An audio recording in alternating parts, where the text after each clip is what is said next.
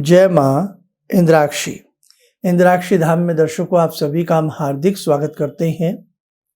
24 जुलाई की व्यास पूर्णिमा है, जिसे हम गुरु पूर्णिमा कहते हैं। भगवान वेद व्यास जी का अवतरण दिवस है, आषाढ़ मास की ये पूर्णिमा। भगवान वेद व्यास जी सभी के ऊपर अपनी कृपा बरसाएं, सभी को शुभ आशीष दें, उनके श्री चरणों में निरंतर ये मन बैठा रहे और उनकी दिव्य साधना करता रहे। गुरु की उपाधि बहुत ही गरिमामय है और जिसने गुरु को जान लिया और जिसने गुरु को अच्छे से मान लिया, वास्तव में वह व्यक्ति भव सागर से पार हो जाता है। आइए भगवान वेद व्यास जी के बारे में आपको कुछ बताएं। उससे पहले आइए हम भगवान वेद व्यास जी से और समस्त गुरुओं से शुभ आशीष प्राप्त करें और उनका आवाहन करें। गुरुर्ब्रह्मा गुरुर्विष्णु गुरुरेव महेश्वरा गुरुरेव परब्रह्मा तस्मै श्री गुरुवे नमः। अखंडमंडलाकारं व्याप्तं येन चराचरं तत्पदं दर्शितं येन तस्मै श्री गुरुवे नमः। मातृवत् लालयत्री च पितृवर्तमार्दर्शिका नमोस्तु गुरुसत्तायै श्रद्धा प्रज्ञायुता चया। ओम श्री गुरुवे नमः। आवाहयामि स्थापयामि ध्यायामि ततो नमस्कारं करोमि। भगवान वेद व्यास समस्त गुरुजन हम सबको आशीर्वाद दें। इस कार्यक्रम के ही माध्यम से सही अपने अपने घर में 24 जुलाई की प्रातःकाल भगवान गुरु का आवाहन करना और भगवान गुरु के आवाहन के साथ भगवान वेद व्यास जी का आवाहन करना। भगवान वेद व्यास जी से ही समस्त पुराण, समस्त धर्म की बातें प्रारंभ होती हैं। ये पूर्णिमा जो है अन्य पूर्णिमाओं में बहुत बड़ी पूर्णिमा मानी जाती है। क्यों? क्योंकि इस दिन भगवान वेद व्यास जी का अवतरण हुआ, इसलिए इसे आषाढ़ी पूर्णिमा भी, व्यास पूर्णिमा भी और गुरु पूर्णिमा भी कहा जाता है। आइए हम थोड़े से गुरु के चिंतन के बारे में और भगवान वेद व्यास जी के बारे में यहाँ हम आपको बताएं। आज की पीढ़ी बहुत सारी बातों से पीछे हटती जा रही है।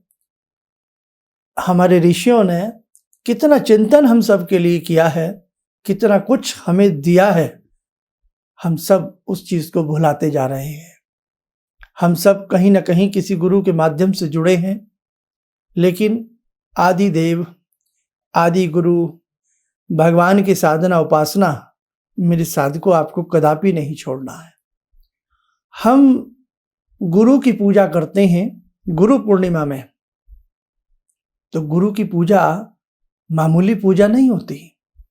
शिष्य जन्म जन्मांतरों के अंधकार को मिटा लेता है गुरु की शरण में जाकर के। और जब हम गुरु की पूजा करते हैं, उस पूजा का बहुत गहरा चिंतन होता है। आइए मैं कुछ संक्षिप्त बातें उनके बारे में करूं और आपको भगवान वेद व्यास जी के बारे में मैं थोड़ा सा जितना मुझे मालूम है मैं आपको बताने का प्रयास करता हूं। ओम श्री गुरुवे नमः। गुरु पूर्णिमा अर्थात सदगुरु के पूजन का पर्व। गुरु की पूजा, गुरु का आदर किसी व्यक्ति की पूजा नहीं है, व्यक्ति का आदर नहीं है, अपितु गुरु के देह के अंदर जो विदेही आत्मा है, पर ब्रह्म है, परमात्मा है, उसका आदर है, ज्ञान का आदर है, ज्ञान का पूजन है, ब्रह्म ज्ञान का पूजन है। गुरु ईश्वर का दर्शन कराकर शिष्य को जन्म मरण के बंधन से मुक्त कर देते हैं। अपने अपने रूप में अपने अपने गुरुओं का सभी विशेष प्रकार से गुरु पूर्णिमा में पूजन करें। गुरु पूर्णिमा को व्यास पूर्णिमा भी कहते हैं। वशिष्ठ जी महाराज के पुत्र, पराशर ऋषि के पुत्र वेद व्यास जी का अवतरण भारत वसुंधरा पर आषाढ़ की पूर्णिमा को हुआ। इसलिए हम सब आषाढ़ पूर्णिमा को अपने अपने गुरु की पूजा करते हैं। पूरे विश्व में आज के दिन गुरु पूजा की जाती है, अर्थात आषाढ़ पूर्णिमा को। इसे व्यास पूजा पर्व भी कहते हैं। कहने का भाव, भगवान वेद व्यास जी का चिंतन करते हुए और अपने अपने गुरु महाराज का चिंतन करते हुए आप गुरु पूर्णिमा का पर्व मनाएं। वेद व्यास जी की महानता देखिए।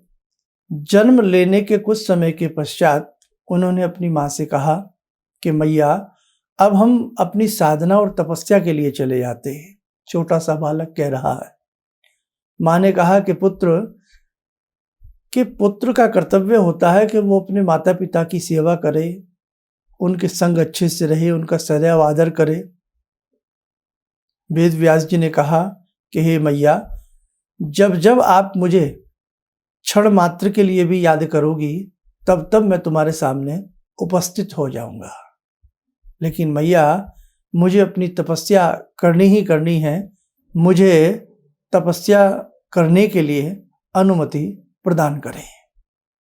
माँ की अनुमति प्राप्त हुई और भगवान वेद व्यास जी ने बहुत घनघोर तपस्या की। आइए मैं कुछ आपसे बातें साझा करता हूँ। माँ से आज्ञा लेकर व्यास जी तप के लिए चल दिए। वे बद्री का आश्रम गए। वहाँ एकांत में समाधि लगाकर रहने लगे। बद्री का आश्रम में बेर पर जीवन यापन करने के कारण उनका एक नाम बादरायण भी पड़ा। व्यास जी दीप में प्रकट हुए, इसलिए उनका नाम द्वैपायन भी पड़ा। उन्होंने वेदों का विस्तार किया, इसलिए उनका नाम वेद व्यास भी पड़ा। ज्ञान के असीम सागर, भक्ति के आचार्य, विद्वंता की प्रकाष्ठा और अतः कवित्व शक्ति, इनसे बड़ा कोई कवि मिलना मुश्किल है। भगवान वेद व्यास के नाम से ही आषाढ़ शुक्ल पूर्णिमा का नाम व्यास पूर्णिमा है।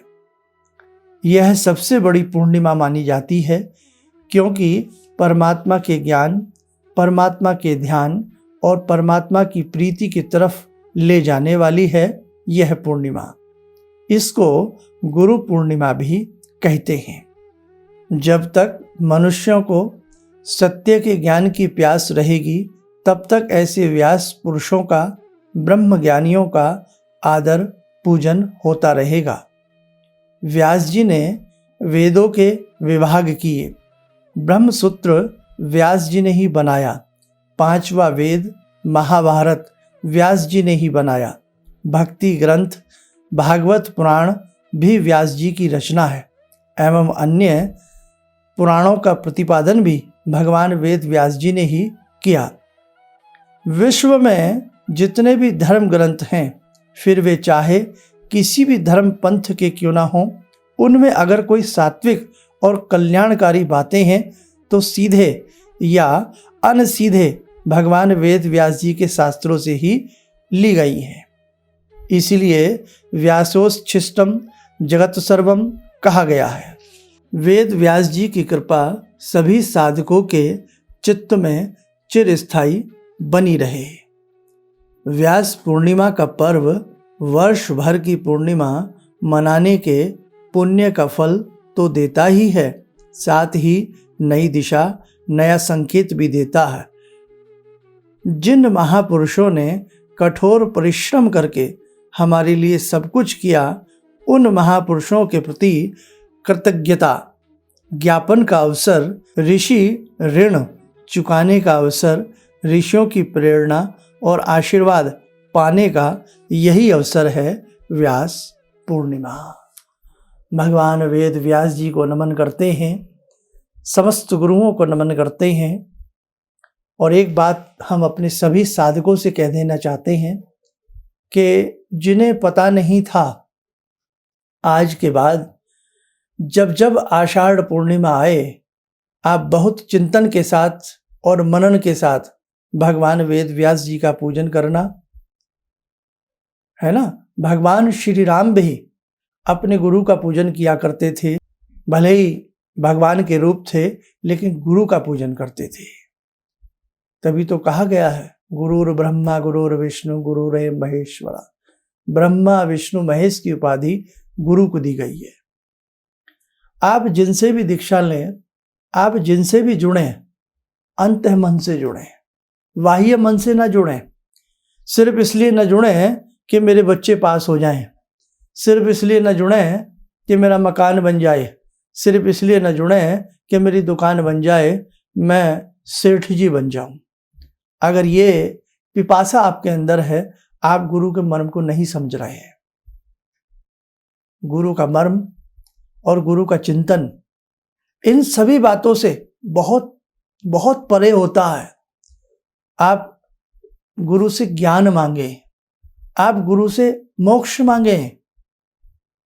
कबीरदास जी ने क्या कहा, गुरु गोविंद दऊ खड़े काकू लागू पाए, बलिहारी गुरु आपने गोविंद दियो बताए।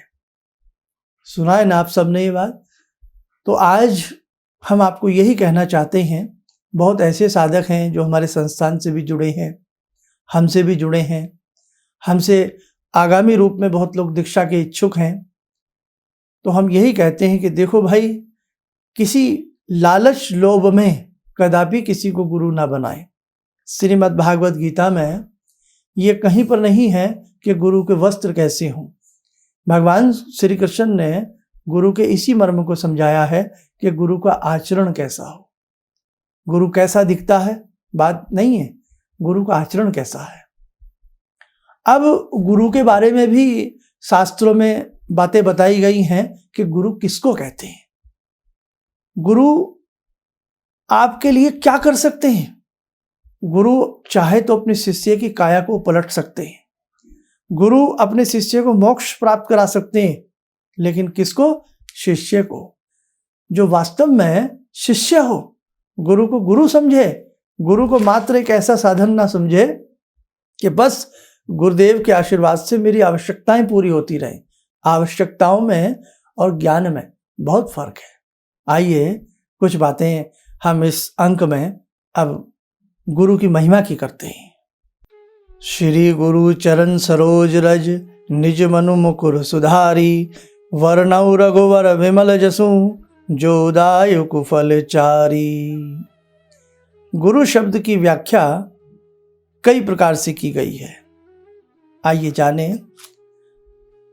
गर्ति सिंचति कर्णोर्योर ज्ञानामृतम इति गुरु, अर्थात जो शिष्य के कानों में ज्ञान रूपी अमृत का सिंचन करता है वह गुरु है। दूसरी बात, गिरति अज्ञान अंधकारम इति गुरु, जो अपने सदुपदेशों के माध्यम से शिष्य के अज्ञान रूपी अंधकार को नष्ट कर देता है वह गुरु है। आगे बढ़ते हैं।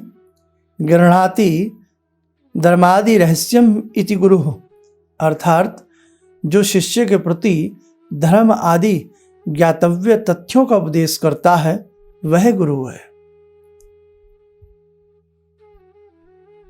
आगे बढ़ते हैं। गार्यते विज्ञापयति शास्त्र रहस्यम इति गुरु, अर्थात जो वेद आदि शास्त्रों के रहस्यों को समझा देता है वह गुरु है। कहने का भाव, लाखों करोड़ों अरबों पूरी समंदर की स्याही बनाकर और पूरी धरती का कागज बनाकर भी यदि गुरु की व्याख्या की जाए तो असंभव है। समझे आप। इसीलिए गुरु जब भी हम बनाते हैं, गंभीरता और धैर्य के साथ जीवन भर अपने गुरु का पूजन करना। आज व्यक्ति ये चाहता है कि इधर गुरु दीक्षा ली और उधर हो जाए सब कुछ काम सही। गुरु दीक्षा का मायना कई बार हम अनबैलेंस कर देते हैं। गुरु दीक्षा का मायना ये नहीं है कि आप गुरु बना रहे हैं तो आपके भौतिक कामनाओं की पूर्ति होगी। भौतिक कामनाओं की भी पूर्ति होगी, लेकिन पहले आप आध्यात्मिक पगडंडी पर चलना तो सीखें, गुरु की उंगली पकड़ना तो सीखें, गुरु का स्नेह प्राप्त करना तो सीखें, गुरु को गुरु मानना तो सीखें।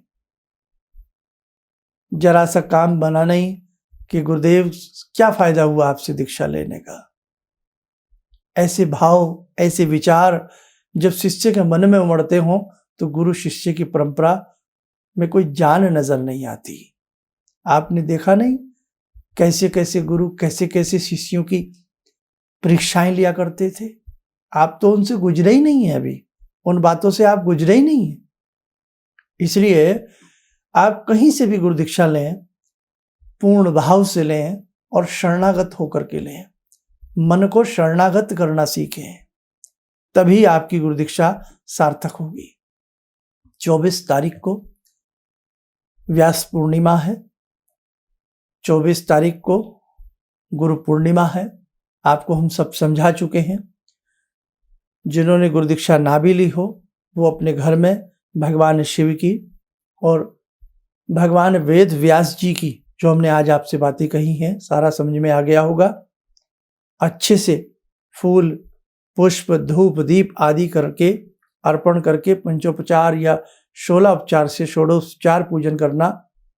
यह जैसे भी आपसे भक्ति भाव से पूजन बनता है आप वैसे उनकी पूजा करना। आपके घर में सुख शांति होगी, आपको भगवान गुरु का शुभ आशीष प्राप्त होगा। भगवान वेद व्यास जी की पूजा करने का ही मतलब ये समझ लीजिएगा, संसार के समस्त गुरुओं को आप पूज रहे हैं। आपके घर में वेद व्यास जी का चित्र नहीं, कोई बात नहीं, लेकिन सारे पुराण उन्होंने लिखे हैं, है ना। ऐसा कोई धर्म ग्रंथ नहीं जो उनकी लेखनी से प्रारंभ ना होता हो। कोई भी आपके घर में कोई भी धर्म ग्रंथ की पुस्तक हो, उसको वेद व्यास जी समझ लेना। उसी पे धूप दीप फल फूल छीटा आदि हल्के से, किताब गीली ना हो, हिसाब से चढ़ा देना और उनको उनके पुस्तक को ही उनको नमन कर लेना। समझ लेना आपने गुरुदेव का सर्वांग चिंतन किया, आपने गुरुदेव का सर्वांग स्पर्श किया, आपने गुरुदेव के चरण स्पर्श कर लिए। और जिन्होंने अपने अपने गुरु बनाए हों, सुबह उठें, नहाए धोएं, अच्छे से पुष्प धूप दीप आदि से, चंदन आदि से, सुगंधित चंदन से अपने गुरुदेव की पूजा करना और उनसे जो भी आपसे गलती हुई हो क्षमा प्रार्थना करना और तहे दिल से अंतःमन से अपने गुरुदेव से जुड़ जाना। और उसके बाद जो गुरुदेव ने आपको गुरु मंत्र दिया है उस मंत्र की आप 1 माला 3 माला जितना भी आपसे बन पड़े करना। यज्ञ करना चाहें तो उसी मंत्र से यज्ञ करना। ठीक, सबको गुरु पूर्णिमा की बहुत बहुत शुभकामनाएं देते हुए बस मैं अपनी बात को यहीं पर विराम देना चाहूँगा। और जितने भी हमारे संस्थान से शिष्यगण हैं वो बहुत अच्छे से अपनी पूजा पाठ करना। और जो इस गुरु पूर्णिमा पर बहुत लोगों का मन था कि गुरुदेव हम आपको प्रणाम करें, तो हमें भी आपका प्रणाम स्वीकार है। अंतमन से आप हमसे जुड़े हैं, हम सब जानते हैं। 24 तारीख को दिन शनिवार और 25 तारीख से श्रावण मास प्रारंभ हो जाएगा, उसके बारे में भी हमने बताया है, वो विशेषांक भी आप हमारा देख लें।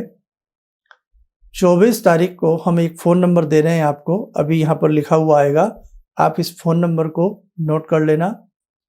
12 बजे से लेकर के, फिर सुने, दिन के 12 बजे से लेकर के शाम के 4 बजे तक, दिन के 12 बजे से शाम के 4 बजे तक इस नंबर पर आप हमसे प्रणाम कर सकते हैं।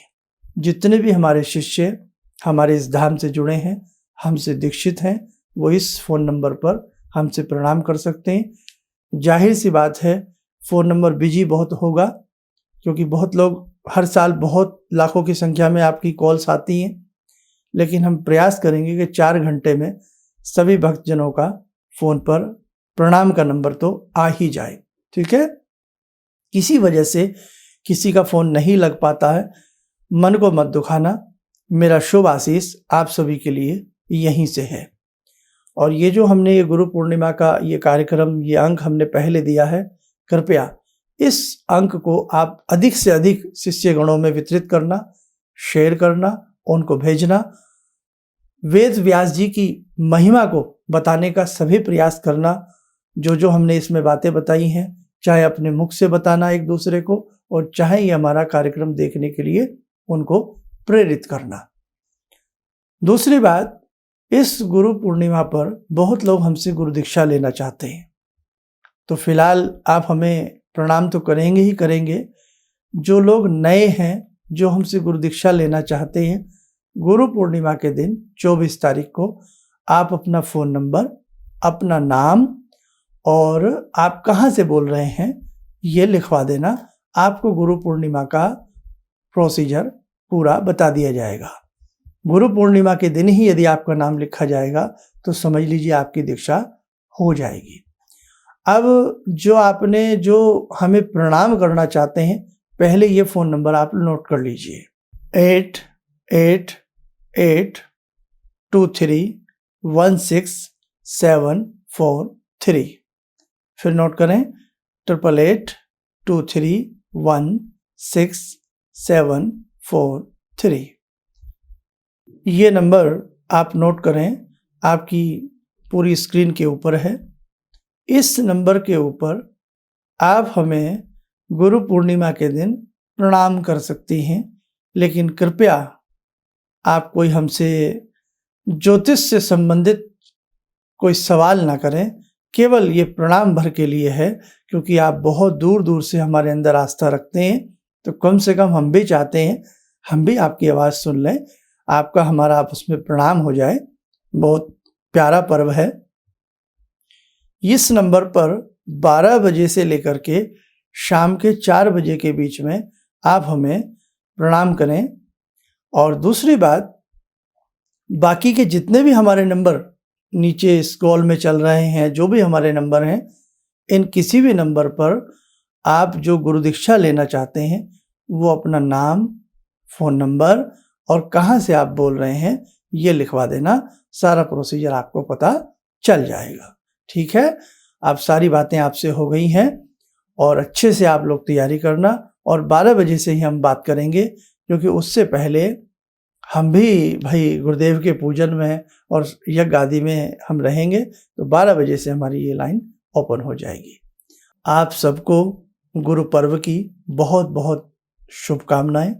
आप स्वस्थ रहें, सुखी रहें। इन्हीं शब्दों के साथ हम अपनी वाणी को विराम देते हैं। जय माँ इंद्राक्षी। भगवान से जुड़ो, और भगवान को से जुड़ने का जरिया आपने बताया, बहुत अच्छा लगा, बहुत धन्यवाद। और सनातन धर्म को जिंदा रखने के लिए आप जो प्रयास कर रहे हैं वो बहुत सराहनीय है। हम लोग को मौका मिला है, हम लोग भाग्यशाली हैं जो आपके करीब आने का हम लोग को मौका मिला है।